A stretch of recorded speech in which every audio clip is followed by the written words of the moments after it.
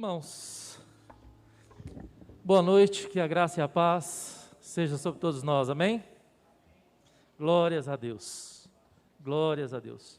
Vamos ficar de pé, vamos abrir as nossas Bíblias, vamos abrir as nossas Bíblias em Atos, capítulo 1, dos versos 15 a 26. Assim está escrito: Naqueles dias, levantou-se Pedro no meio dos irmãos. Ora, compunha-se a assembleia de umas 120 pessoas, e disse: Irmãos, convinha que cumprisse a Escritura que o Espírito Santo proferiu anteriormente por boca de Davi acerca de Judas, que foi o guia daqueles que prenderam Jesus, porque ele era contado entre nós e teve parte nesse ministério. Ora, este homem adquiriu um campo com o preço da iniquidade. Precipitando-se, rompeu-se pelo meio, e todas as suas entranhas se derramaram. E isto chegou ao conhecimento de todos os habitantes de Jerusalém, de maneira que em sua própria língua, esse campo era chamado Aceldama, isto é, campo de sangue. Porque está escrito no livro dos Salmos: fique deserta a sua morada, e não haja lugar em que nela habite, e tome outro o seu encargo. É necessário, pois, que dos homens que nos acompanharam todo o tempo que o Senhor Jesus andou entre nós, começando no batismo de João, até o dia em que dentre nós foi levado às alturas, um destes se torne testemunha conosco de sua ressurreição. Então, propuseram dois: José, chamado Barsabás, cognado Justo, e Matias, e orando, disseram: Tu, Senhor, que conheces o coração de todos, revela-nos qual destes dois tens escolhido para preencher a vaga neste ministério e apostolado, do qual Judas se transviou, indo para o seu próprio lugar.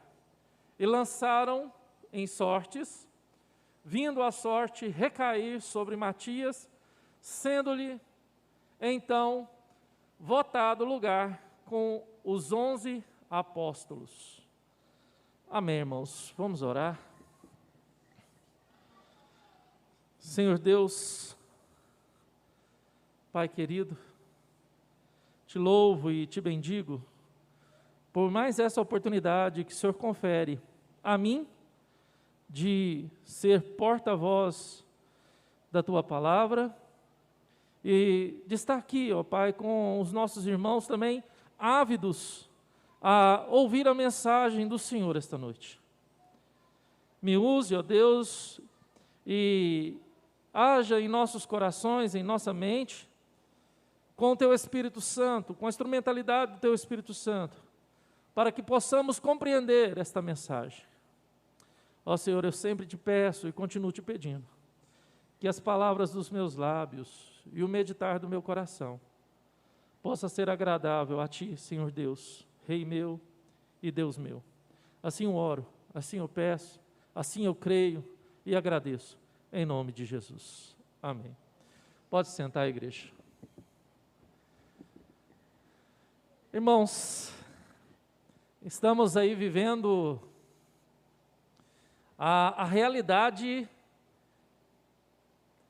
de que dentro desse mês ainda, algumas pessoas de um grupo específico vão vacinar.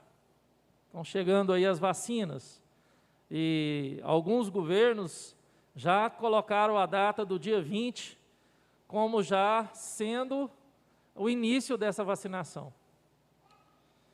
Lembro-me de meados de novembro do ano de 2019, quando surgiu esse rumor desse vírus lá na China, e a gente nem eu pelo menos nem porque eu falei, gente, está lá na China, numa cidadezinha tão longe, né? Não vai chegar aqui na gente, não vai. E mesmo assim, a gente orava pelos irmãos lá, pelos irmãos chineses, né?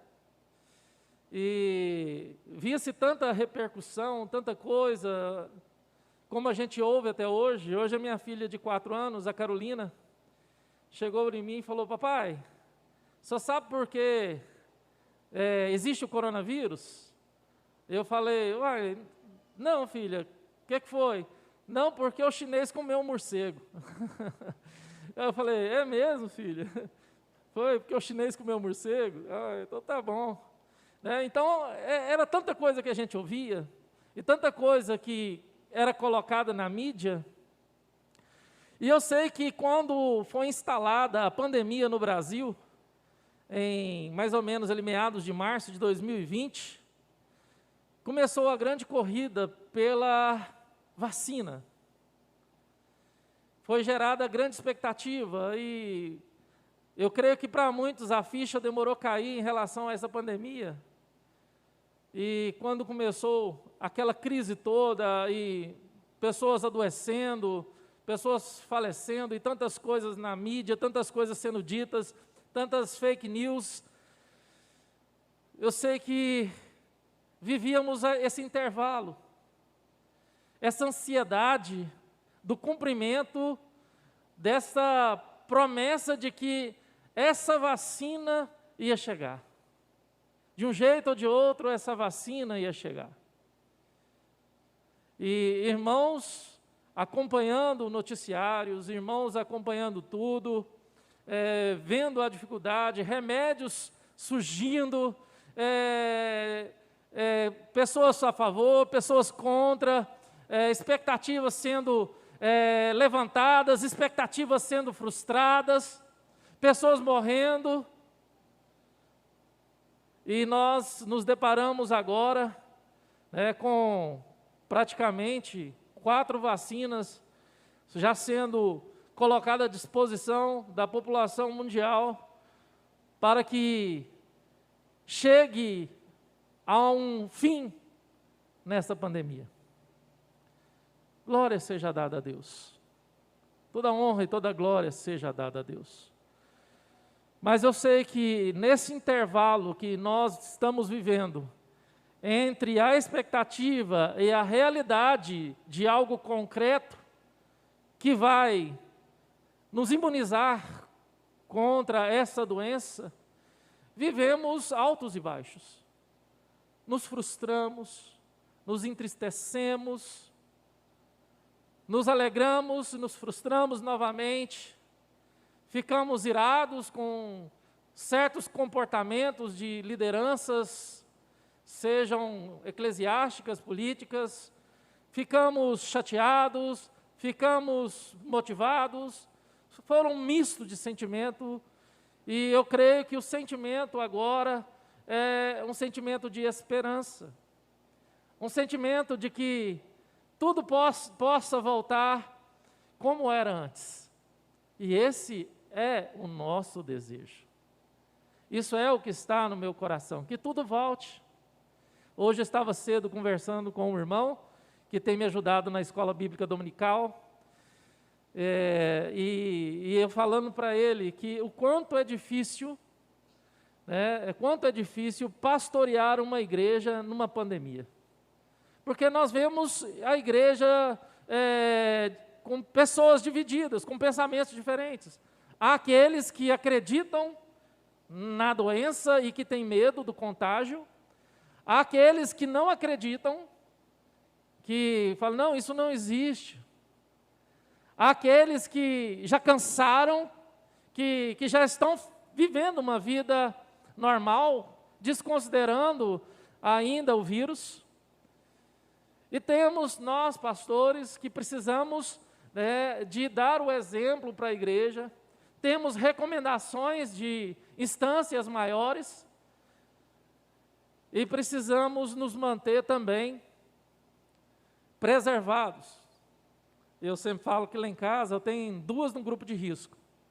A minha esposa, que tem 40% da função pulmonar, depois de 11 anos de tratamento contra o câncer, 3 recidivas, de 2002 a 2009, o câncer voltou por 3 vezes, passou por um transplante de medula óssea, e hoje tem 40% da função pulmonar. E uma filha que tem diabetes tipo 1, que já passou por 2 vezes só esse ano pela UTI. A Ana Luísa foi em março, ela foi para a UTI com acidose metabólica, e o mês passado ela foi para a UTI de novo com acidose metabólica, por causa da diabetes. Uma diabetes precoce da adolescência, que ela tem enfrentado até hoje essa enfermidade, tomando insulina e se resguardando. E eu sei, irmãos, que nós temos histórias para contar. Eu sei que durante esse tempo de pandemia você tem história para contar. Você viveu e tem vivido esse intervalo, até que essa vacina faça parte da sua realidade, como vai fazer ou tem feito parte na vida de muitos aí, pelo mundo afora. Irmãos, isso é só um exemplo de como na vida nós enfrentamos intervalos. E é exatamente esse tema que eu tenho trabalhado na igreja desde o sermão passado. Nós enfrentamos entre uma expectativa e uma realidade do cumprimento de uma expectativa intervalos. E ao olhar para esse texto em que nós lemos, Atos capítulo 1, do verso 15 a 26, nós falamos do capítulo 1, verso 1 a 14 na semana passada, então se entende que é todo esse texto de 1 a 26, se entende-se como um intervalo de uma promessa gloriosa, em que Jesus, quando foi, antes de ser assunto aos céus, ele falou, olha, e virá do alto o Espírito, serão batizados, serão revestidos de poder, e sereis minhas testemunhas em Jerusalém, Samaria, na Judéia e até os confins da terra. E Jesus falou, olha, e da mesma forma que me viste subir, irão me ver descer. Os discípulos viveram o intervalo da promessa de Cristo pelo batismo do Espírito Santo, pela descida do Espírito Santo, como nós vivemos hoje a expectativa da segunda vinda de Jesus. E ao falar de pandemia, ao falar de uma doença que atingiu âmbito global, lembro-me de quando iniciou essa pandemia, e muitos teólogos concordaram, sejam de linha reformada, seja de linha pentecostal, de linha neopentecostal, os pastores, os estudiosos concordaram. Este é um sinal da vinda do Senhor Jesus Cristo. Essa pandemia é uma trombeta de Deus, chamando a igreja a um despertamento e alertando o mundo a uma realidade.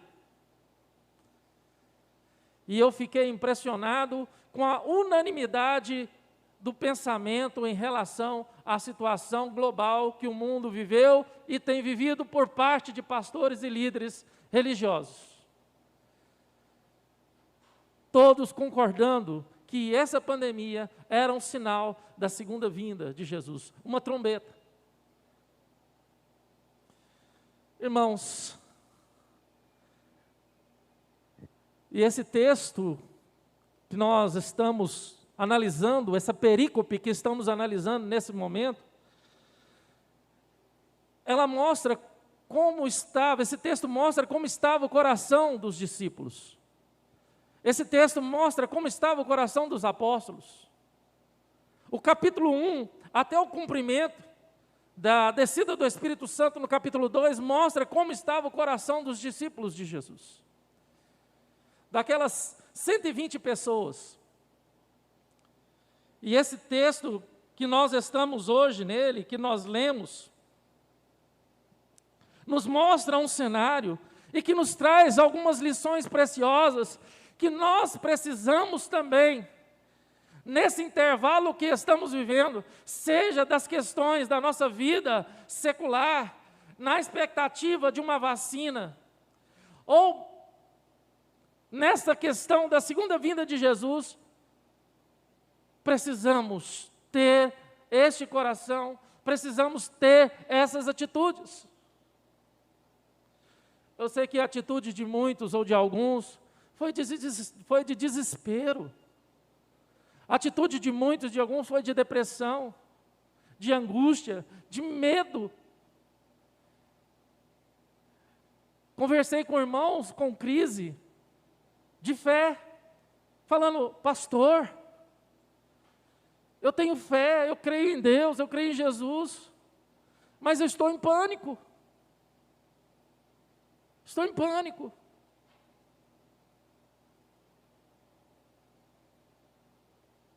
E, de fato, a gente entende claramente que ainda neste corpo que nós vivemos, corruptível, a fé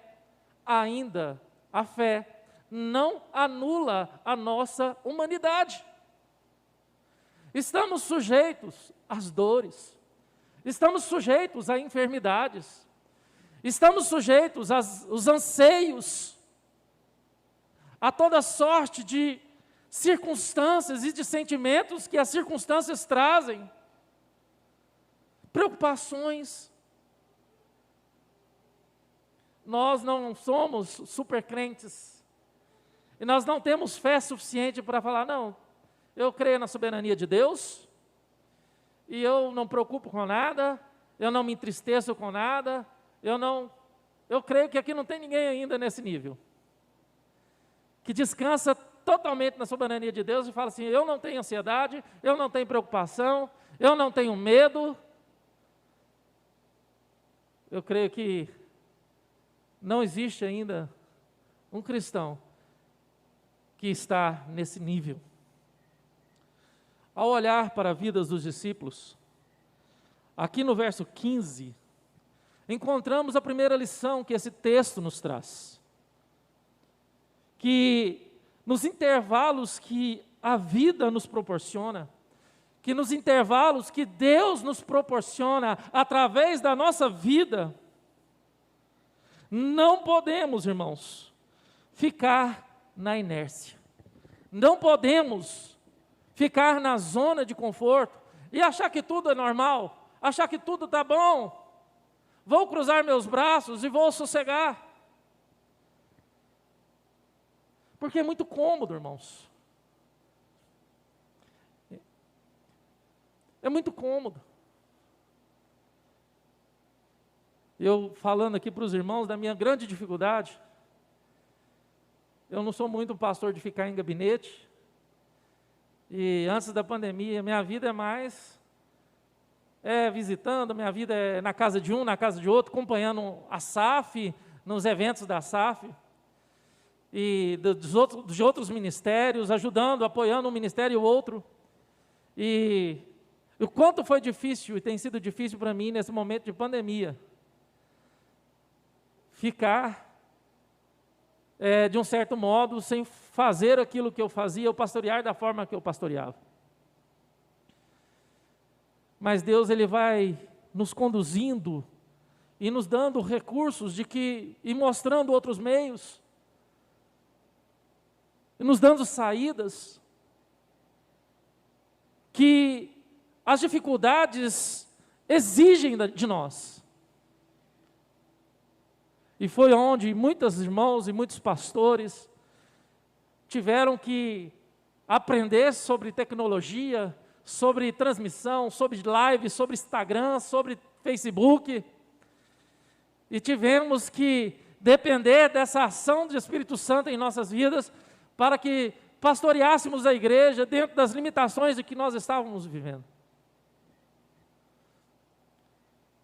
E olhar agora para a vida de Pedro, quando ele levantou no meio dos irmãos que compunham aquela assembleia de 120 pessoas, naquele local de reunião, naquele espaço grande, e ele falou: irmãos, é necessário, irmãos, que nós venhamos fazer assim. É necessário nós olharmos para a palavra de Deus. E Pedro se levantou com uma grande iniciativa, com uma grande vontade no seu coração, de fazer a vontade de Deus, e não apenas de esperar, de ficar na inércia, mas de fazer aquilo que Deus estava colocando no seu coração. Embora, irmãos, algumas Bíblias, alguns comentaristas que você lê nessas Bíblias de estudo, algum comentário, fala que Pedro agiu de forma precipitada. Eu não concordo. Fala que Pedro deveria ter esperado. Ele não poderia. Ele agiu precipitadamente, ele pecou contra Deus quando ele não esperou da forma que Jesus pediu para que eles esperassem. Desconsiderando o contexto, porque a capacitação que Jesus estava falando para Pedro e seus discípulos era capacitação para ser testemunha. E testemunha vem da palavra martírio. Olha, Deus vai te capacitar para você ser testemunha de Cristo até a sua morte. Deus vai te capacitar com coragem, com audácia, com amor, com convicção, no seu coração, de testemunhar Cristo, apesar de qualquer dificuldade, apesar de qualquer circunstância, apesar de qualquer barreira. E a evidência do batismo do Espírito Santo na vida desses irmãos era a certeza de que Deus os havia chamado. Era a convicção de que o próprio Deus estava neles. E isso nós vimos claramente, irmãos, na vida de cada um dos discípulos. Começando pelo primeiro mártir, que foi Estevão, que morreu apedrejado e orando pelos seus algozes. Assim também, como por todos aqueles que morreram, seja por feras, sejam por gladiadores, seja por quem for, morreram com fé, esperança e coragem. Irmãos, e ao olhar essa atitude de Pedro, ao olhar essa atitude de Pedro nesse momento em que estava para acontecer aquilo que Jesus havia predito, ele falou: irmãos, é necessário que nós agora venhamos levantar um irmão para substituir aquele que traiu Jesus. Eu concordo com muitos teólogos que era necessário mesmo. Porque os apóstolos, e se você acompanhou meus estudos de Apocalipse, quando fala dos 24 anciões, fala ali da igreja, a visão de João na ilha de Patmos da igreja, e ele viu 24 anciões. E aquele 24 anciões representava a igreja do Antigo e do Novo Testamento, os patriarcas, as 12 tribos, e no Novo Testamento os 12 apóstolos, simbolizando as 12 tribos. Pedro, direcionado pelo texto bíblico, ele falou: é necessário completar o apostolado. Era necessário os 12 representantes. Era necessário cada tribo sendo representado em um daqueles discípulos. E Matias foi o escolhido. O dom de Deus, o presente de Deus. Embora, daí por diante, nós não vemos mais falar de Matias, ou do que Matias fez. Não ouvimos falar. Porque do primeiro capítulo de Atos até o capítulo 12, a Bíblia fala da ação do Espírito Santo na vida de Pedro. Do capítulo 12 até o último capítulo, a Bíblia fala da ação do Espírito Santo. O livro de Atos fala, Lucas mostra a ação do Espírito Santo na vida de Paulo. Mas não é por isso que ele não foi escolhido por Deus. Isso nós vamos ver, irmãos.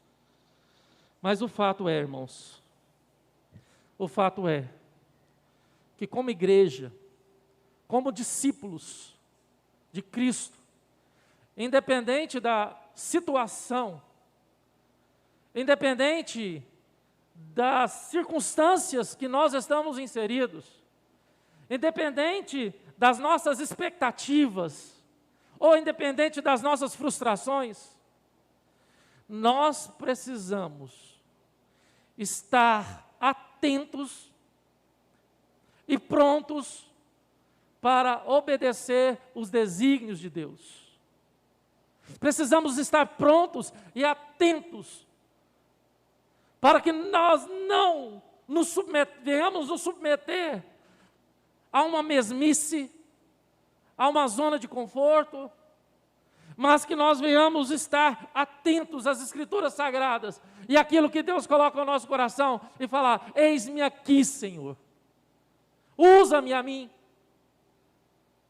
apesar das dificuldades, apesar de tudo, usa-me, Senhor. Eu quero ouvir a sua voz, eu quero ouvir o seu direcionamento, eu quero estar atento ao Senhor. E estar pronto a obedecer, estar pronto a agir. Eu quero fazer, eu posso fazer, eu quero ser usado por Deus. Eu quero, assim como Pedro foi usado, assim como os discípulos foram usados, assim como a igreja primitiva foi usada. Porque, irmãos, uma coisa que nós aprendemos na teologia, os irmãos sabem disso, porque eu sempre repito, é a imutabilidade de Deus. Deus não muda, Deus não sofre variação de mudança alguma. Deus, ele não se arrepende. Deus, ele segue na sua verdade absoluta, ele não muda. E o mesmo Deus do Antigo Testamento é o mesmo Deus do Novo Testamento, o mesmo Deus dos apóstolos e dos discípulos e da igreja primitiva, é o mesmo Deus seu e meu e da igreja hoje. Aonde estamos errando? O que foi que aconteceu no meio dessa caminhada? O que tem acontecido nesse intervalo entre a primeira vinda e a segunda vinda de Cristo, no qual eu estou inserido, que eu não tenho sido, de fato, essa pessoa proativa em prol do reino de Deus. Eu fui chamado, eu fui vocacionado, eu fui capacitado. Eu creio que Deus quer me usar, que Deus quer te usar como ferramenta dEle, independente das suas limitações. Independente das suas limitações. Assim como Deus direcionou líderes, pastores, independente da situação de pandemia, de reunir em momentos que não poderia aglomerar, que pastor não poderia mais ter presença em hospitais, em em pastorear da forma que pastoreava, Deus levantou meios. E Deus sempre levantará meios para que você venha a ser de fato essa testemunha de Cristo. Mas você tem que enxergar essa realidade na sua vida, meu irmão. Você foi chamado para ser testemunha. Você tem que testemunhar a Cristo. Você tem que mostrar Cristo através da sua vida.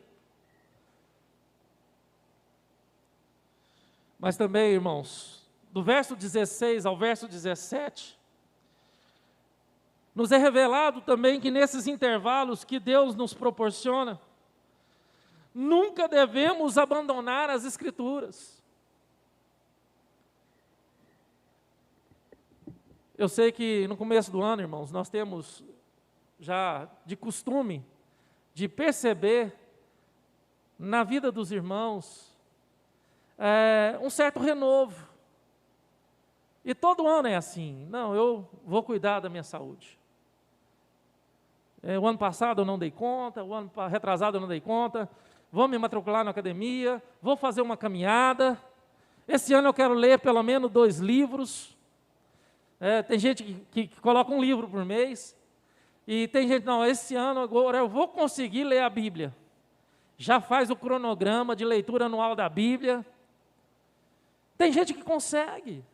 Glória a Deus.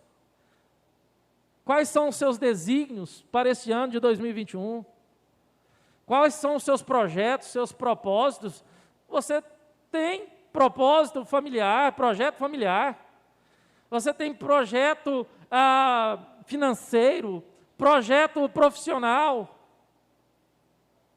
Mas ao olhar agora para a vida de Pedro, Pedro agora volta para as Escrituras Sagradas e fala: irmãos, convinha que se cumprissem as Escrituras, que o Espírito Santo proferiu anteriormente por boca de Davi. Agora, Pedro olha para 2 salmos, o Salmo 69 e o Salmo 105, e fala: tudo isso que está acontecendo, irmãos, é cumprimento da palavra de Deus. Não podemos olhar para a nossa realidade, não podemos olhar para o que aconteceu, não podemos olhar para o que está acontecendo e achar que tudo é normal, que tudo foi fruto de algo que deveria acontecer por acaso. Foi o chinês que comeu o macaco, houve uma mutação e isso espalhou. Foi um acidente no laboratório de uma arma química que os chineses estavam fazendo e foi espalhado acidentalmente. Não foi um vírus que houve uma mutação que estava sendo trabalhado. Então tá bom, é normal. Não, irmãos. Devemos olhar para a nossa realidade. Devemos olhar para a nossa vida. Devemos olhar para a nossa história, para o nosso presente e para o nosso futuro, pelo crivo da palavra de Deus. Pelo crivo da palavra de Deus. A Bíblia diz que todos os nossos dias estão contados e determinados por Deus, cada um deles. Todos os nossos dias. A Bíblia diz que todos os cabelos de nossa cabeça estão contados. A Bíblia diz que não cai um pardal morto no chão, se não for permissão de Deus. A Bíblia fala da soberana vontade de Deus na história, na criação, no passado, no presente e no futuro. Pelo menos para as nossas vidas.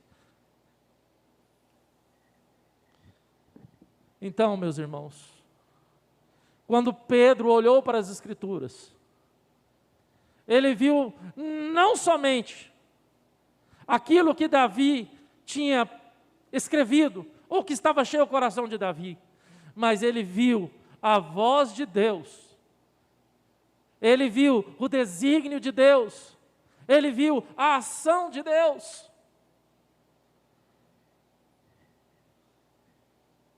Irmãos, nos intervalos da vida, entre a promessa de alguma coisa e o cumprimento dessa promessa, nós não podemos ignorar, nós não devemos ignorar o manual de instrução que Deus nos deu para viver qualquer situação em nossa vida. Muito importante, irmãos, olhar para aquilo que o autor da vida tem para a nossa vida e está prescrito nas Sagradas Escrituras. Porque tudo aquilo que o homem falha. O homem promete e não cumpre. A ciência ainda não é perfeita. E ao falar sobre essas questões de dever observar aquilo que Deus tem para nós, para termos segurança durante esse intervalo em que nós estamos vivendo, entre a nossa partida para a glória ou a segunda vinda de Jesus, para que nós venhamos, de fato, viver a bem-aventurança que é prometida a todos aqueles que obedecem à palavra de Deus. Essa semana ouvi uma história que me surpreendeu e eu não conhecia. Em 1956, estava tendo uma grande corrida por tecnologia para armas de guerra. E em 1956 foi a inauguração de um caça F-11 pela Forças Armadas dos Estados Unidos, lá pela Aeronáutica Americana. E era um caça chamado F-11 Tiger. E ele ia testar o primeiro jato supersônico em um avião. E o piloto foi escolhido, o piloto mais criterioso de todos os pilotos que existiam, passou por todo o critério, e um cara obediente a todos os padrões necessários para se pilotar aquele tipo de avião que ele ia pilotar.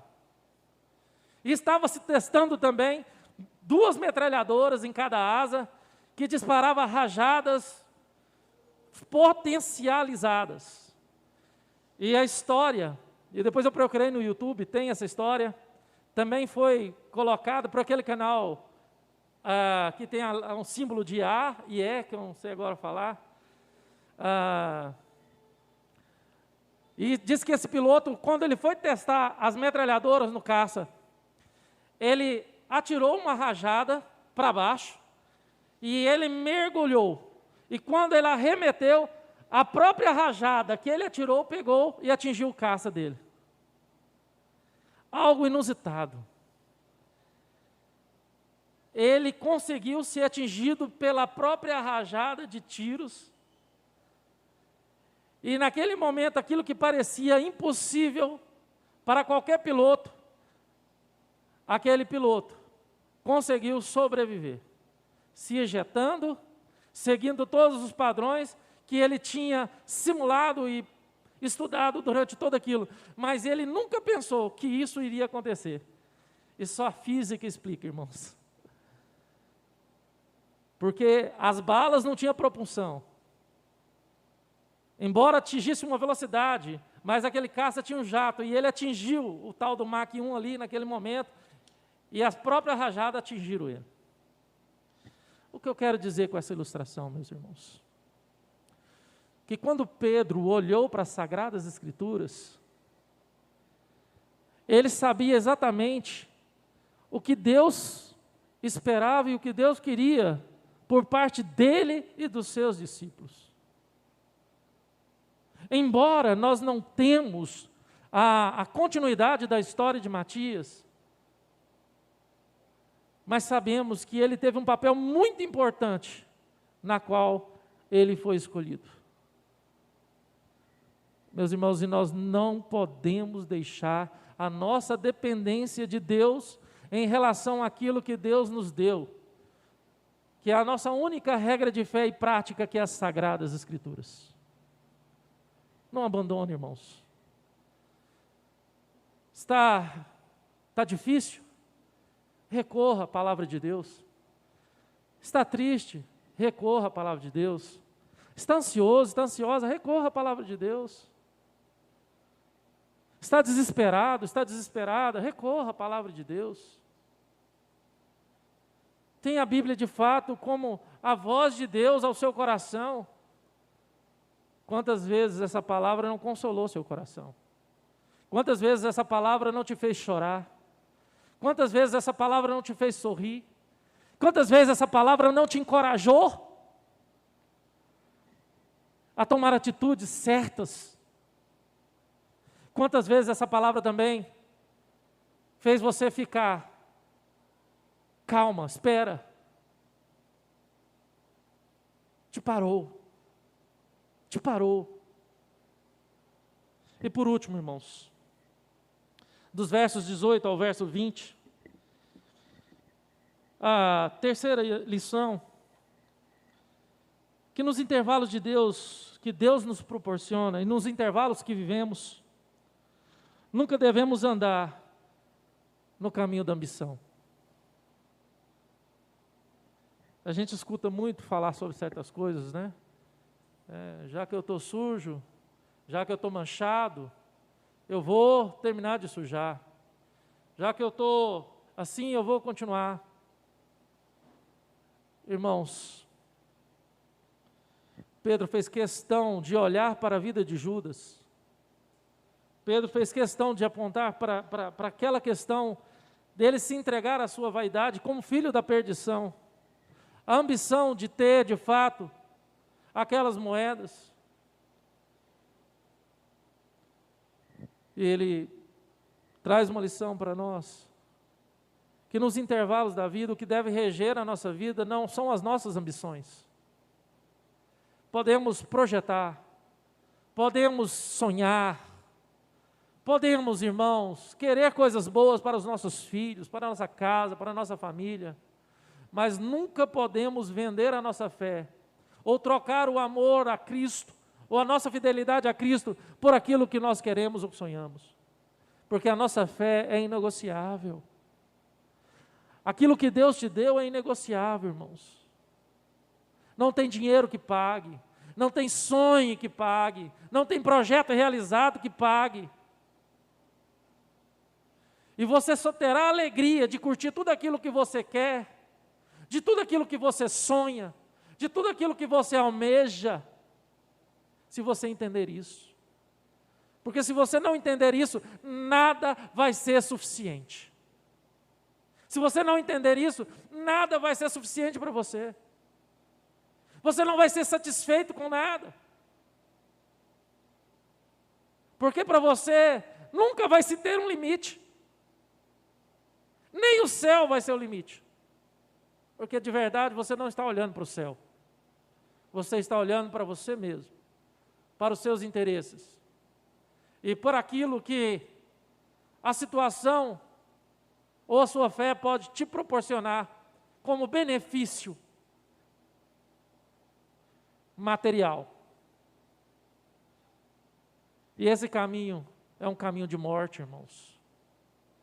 É um caminho que leva à tristeza, à angústia e leva à morte. Porque nada faz sentido sem Cristo. Nada faz sentido sem Deus, irmãos. E a gente escuta muito, a certa palavra. A pessoa ela é tão pobre, que é tão pobre, porque o que ela só tem é dinheiro. Porque o que é de valor eterno ela não tem.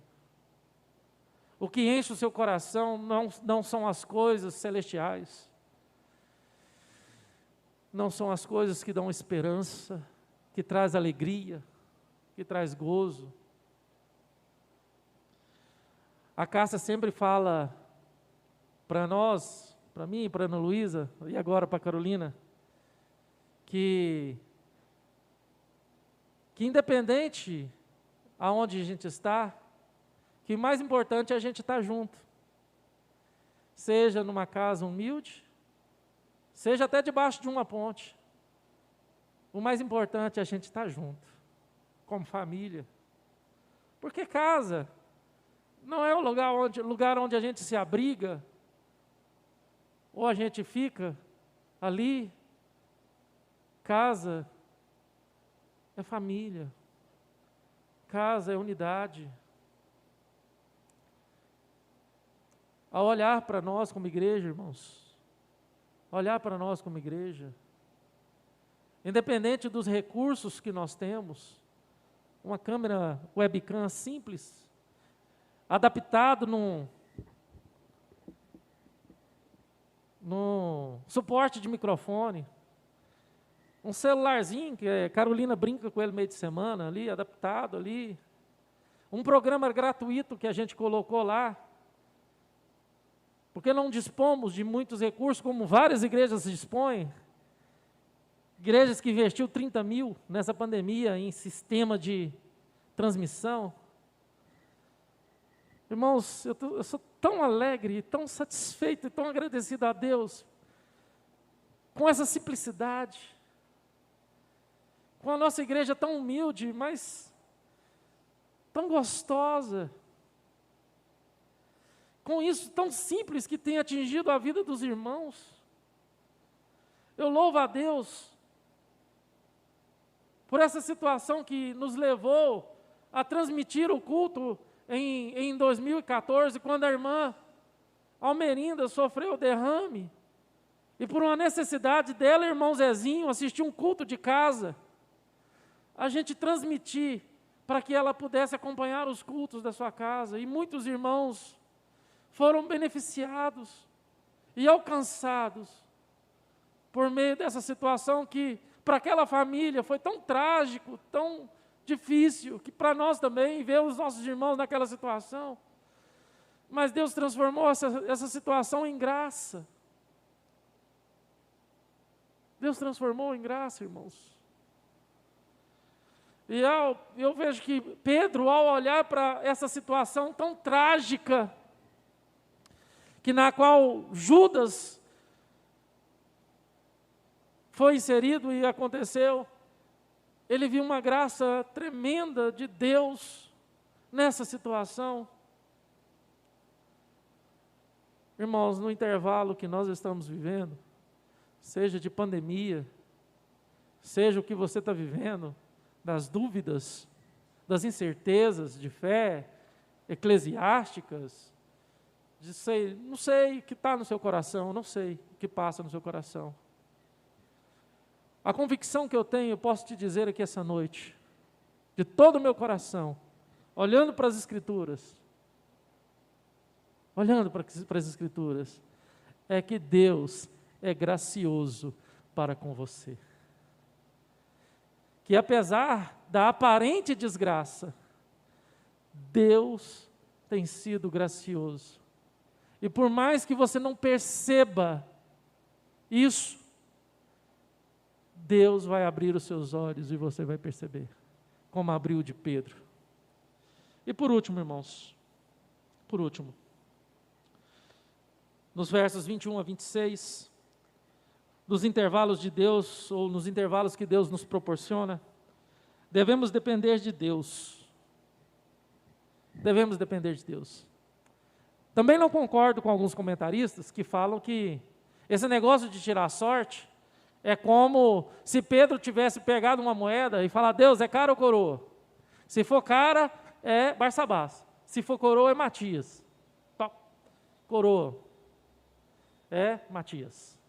De forma alguma, irmãos. O termo usado como sorte aqui não quer trazer essa percepção que nós temos de sorte hoje. Ó Deus, eu vou jogar na Mega Sena. Me abençoa, Pai. Eu não ganhei nada virada, mas agora eu vou ganhar agora nessa aqui. Ó Deus, não. É aquela questão de sentimento sincero que você tem e eu tenho, quando precisamos tomar alguma decisão, e nós não temos paz no coração para tomar tal decisão, e a gente ora e fala assim: Deus, eu vou orar, eu vou pedir e vou descansar. E se o Senhor me der paz no coração, amém, eu vou tomar a decisão. Mas se o Senhor não me der paz, eu não vou tomar essa decisão. Quando você se vê diante de duas circunstâncias, situações difíceis, e você tem que decidir por um ou por outro, você fala assim: Deus, eu vou orar. A que for a certa, vai permanecer de pé. Vai ser bênção. Mas a que não for a certa, fecha as portas, Deus. Não deixa eu entrar pelo caminho errado, não. Não deixa não, Pai.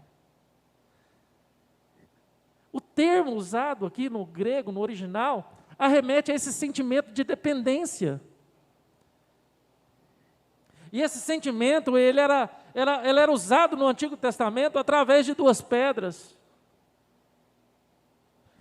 para mostrar o simbolismo dessa dependência, como o Antigo Testamento era cheio de simbolismo.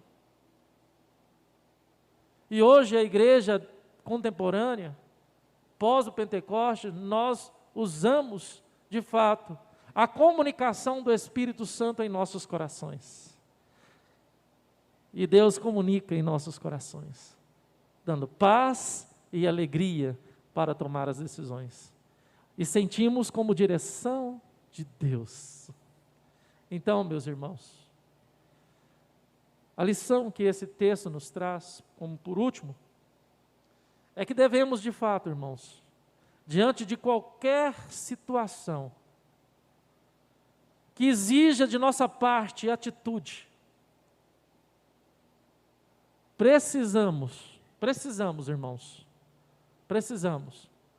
olhar para a palavra de Deus, buscar direcionamento na palavra de Deus e depender de que Deus nos condicione a agir. Não podemos agir por influências seculares, como por precipitações ou por causa de emoções, por efeito de ira, por efeito de revanche. Não.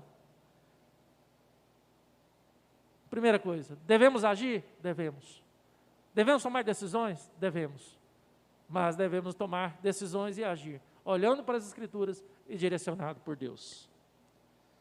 E assim, irmãos,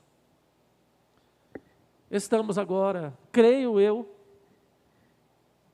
dentro de poucos dias, muitos vão ser vacinados, vão seguir aquela escala de vacinação. Creio eu, espero que até o final do ano, toda a população mundial, brasileira, vai ser vacinada. E espero eu, irmãos, em todo o meu coração, e creio, num novo de Deus para a igreja, para os discípulos, para as testemunhas, para a sua vida, para a sua casa e para a sua família. Estamos vivendo um intervalo entre o início de uma pandemia e a cura de uma enfermidade por meio de um vírus, mas estamos vivendo um intervalo glorioso, que é o intervalo entre a primeira vinda e a segunda vinda de Cristo. E o anseio que deve estar no nosso coração, o clamor que deve estar no nosso coração é: Maranata, ora vem, Senhor Jesus. Vamos louvar a Deus. Feche seus olhos, vamos orar. Senhor Deus, Pai querido, obrigado, ó Deus, pela Tua palavra, que falou grandemente ao meu coração, ó Deus.